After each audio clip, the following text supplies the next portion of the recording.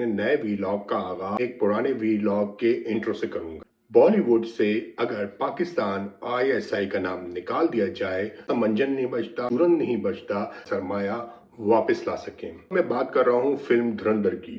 ये article 370 बारामूलापुरी the surgical strike यानी कि आदित्य धर और ज्योति देश पांडे। वही मसला है जो कि पिछली कई फिल्मों के साथ मसला है। तारीखी गलतियां, तारीखी टाइमलाइन की गलतियां, किरदारों की गलतियां कि किरदार गलत वक्त पे शो किया जाता है, तारीख को तोड़ मोड़ के पेश किया जाता है। ज़ियाउल हक ने ऐसी बात बोली जो मेरे जहन में गड़ गई। 1971 की जंग के बाद ज़ियाउल हक नहीं थे। ज़ियाउल हक साहब ब्रिगेडियर के ओहदे पे मौजूद थे। ये वो लाइन है जो कभी भी किसी भी पाकिस्तानी सियासतदान ने, जर्नलिस्ट ने, डिक्टेटर ने ऑफिशियली कभी भी नहीं कही। पीपल्स पार्टी ने कभी भी रहमान डकैत को अपने साथ नहीं जोड़ा, लेकिन जो डायलॉग इसमें उनके तारुफ के लिए इस्तेमाल किया गया है, हमें उस पर सख्त एतराज है। रणवीर सिंह बहुत बड़े और कामयाब इंडियन रॉ एजेंट का किरदार अदा कर रहे हैं। वो इस फिल्म में जैसे जैसे जैसे हकीकी दुनिया में कुलभूषण यादव हैं, जैसे शर्बजीत सिंह हैं, ऐसा ही कोई बड़ा किरदार अदा कर रहे हैं। वो नहीं था उस वक्त कि हमारे मुल्क में इतना बड़ा किरदार मौजूद है। ये तो संजय दत्त साहब की मेहरबानी है जिससे हमें पता चला कि हमारे मुल्क में चौधरी असलम जैसा बड़ा किरदार मौजूद है और उसको फिल्म के ऊपर या पर्दे की फिल्म के स्क्रीन के ऊपर आना चाहिए। 5 अगस्त को ये फिल्म रिलीज होनी है और देखते हैं उस फिल्म में क्या टाइमलाइन बनती है, क्या वाकयात का तसलसल बनता है, कितनी वाकयात जो हैं वो हकीकत है, कितना अफसाना इसमें मौजूद है। अस्सलाम वालेकुम। आज मैं अपने नए वीलॉग का आगाज अपने एक पुराने वीलॉग के इंट्रो से करूंगा। यानी कि बॉलीवुड से अगर पाकिस्तान आईएसआई का नाम निकाल दिया जाए तो बॉलीवुड के पास कहानी नाम की कोई चीज नहीं बचती। कोई ऐसा मंजन नहीं बचता, कोई ऐसा चूरन नहीं बचता जिसे वो बेच सकें और फिल्म में लगाया हुआ सरमाया वापस ला सकें। मैं बात कर रहा हूं एक ऐसी फिल्म की जो कि 5 दिसंबर को रिलीज होगी और उसका ट्रेलर अभी रिलीज हो चुका है। उसके ऊपर बहुत से लोगों ने बात की है, बहुत से वीलॉग्स बन चुके हैं, बहुत से लोगों के आर्टिकल्स आ चुके हैं। मैंने सोचा मैं भी अपना हिस्सा इसमें डालूं। जी हाँ, मैं बात कर रहा हूं फिल्म धुरंधर की।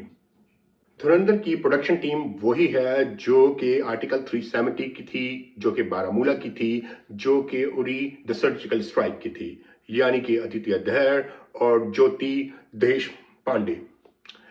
इन दो लोगों की कॉम्बिनेशन से जो भी फिल्म बन रही है इस वक्त मार्केट में, जो भी फिल्म ये लोग लेके आ रहे हैं उसमें पाकिस्तान आईएसआई को बदनाम करना अहम मिशन है। और उसमें एक ऐसा एजेंट होता है जो कि हिंदू होता है ज्यादातर फिल्मों में, और वो बहुत देशभक्त है। वो देश की खातिर सारे वो एक्शंस कर देता है जो कि आपकी सोच में भी नहीं आ सकते।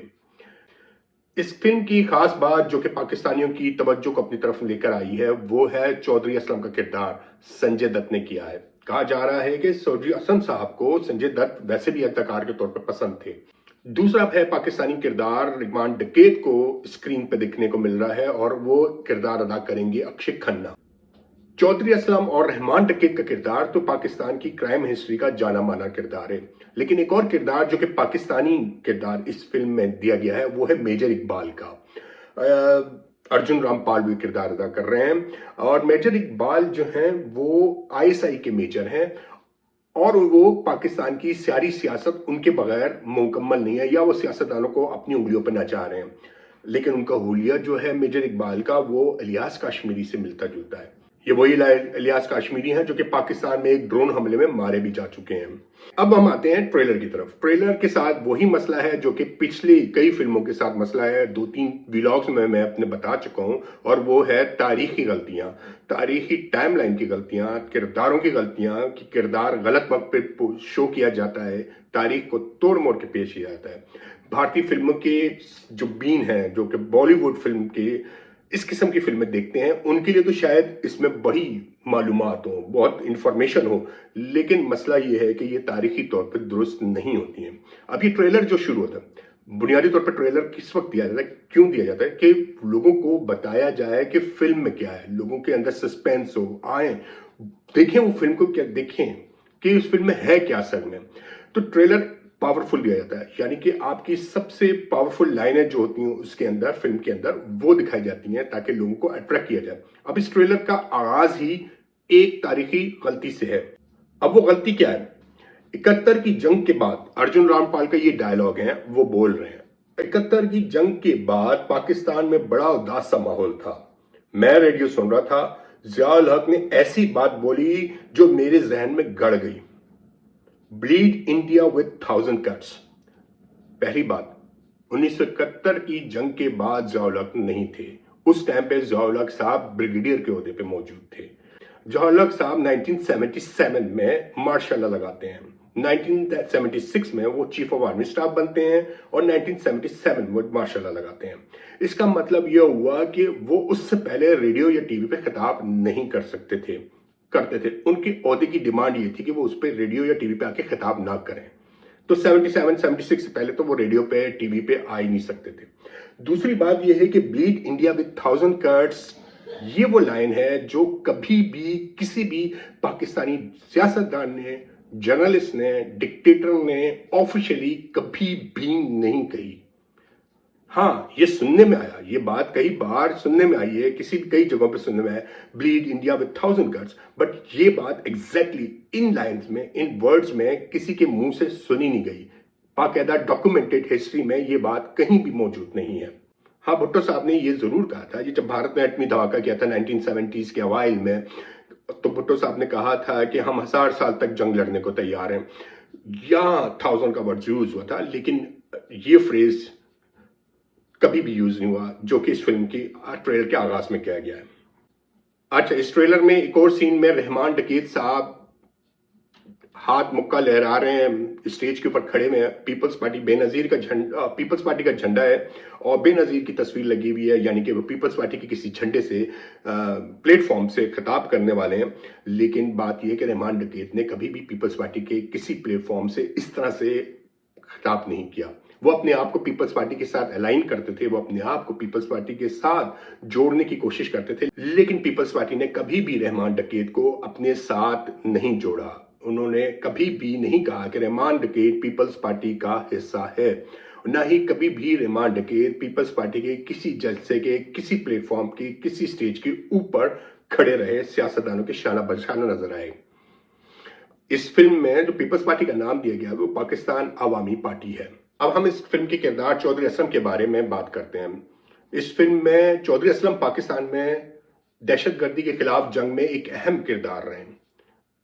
हम लोग उन्हें हीरो का दर्जा देते हैं, लेकिन जो डायलॉग इसमें उनके तारुफ के लिए इस्तेमाल किया गया है, हमें उस पर सख्त एतराज है। कम से कम मुझे तो बहुत एतराज है हमारे हीरोज के साथ ऐसा इस्तेराफ करना, ऐसा इस्तेमाल करना और ऐसे अल्फाज इस्तेमाल करना, यानी कि इन शैतान और जिन के मिलाप से जो औलाद हुई है वो चौधरी असलम है।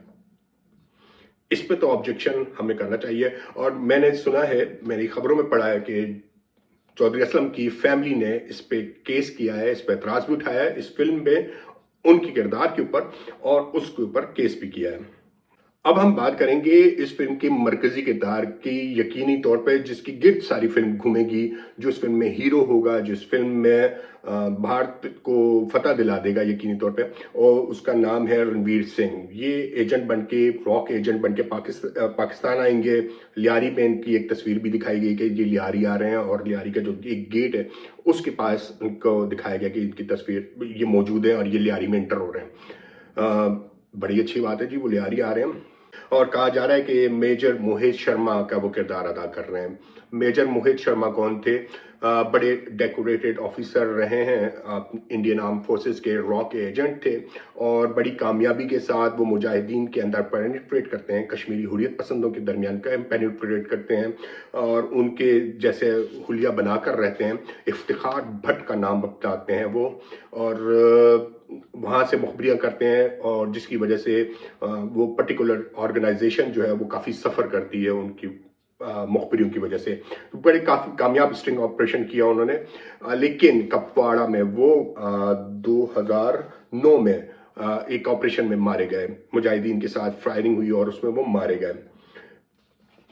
तो रणवीर सिंह मेजर मोहित शर्मा का किरदार अदा कर रहे हैं, एक बहुत बड़े और कामयाब इंडियन रॉ एजेंट का किरदार अदा कर रहे हैं। वो इस फिल्म में जैसे जैसे जैसे हकीकी दुनिया में कुलभूषण यादव हैं, जैसे शर्वजीत सिंह हैं, ऐसा ही कोई बड़ा किरदार अदा कर रहे हैं। वो इस फिल्म में आके कामयाबी से पाकिस्तान को नुकसान पहुंचाएंगे और निकल जाएंगे।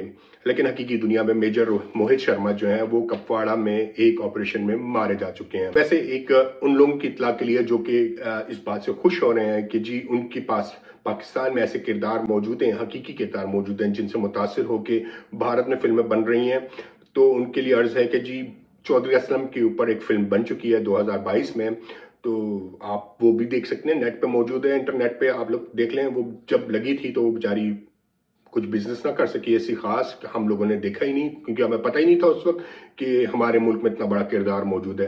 ये तो संजय दत्त साहब की मेहरबानी है जिससे हमें पता चला कि हमारे मुल्क में चौधरी असलम जैसा बड़ा किरदार मौजूद है और उसको फिल्म के ऊपर या पर्दे फिल्म के स्क्रीन के ऊपर आना चाहिए।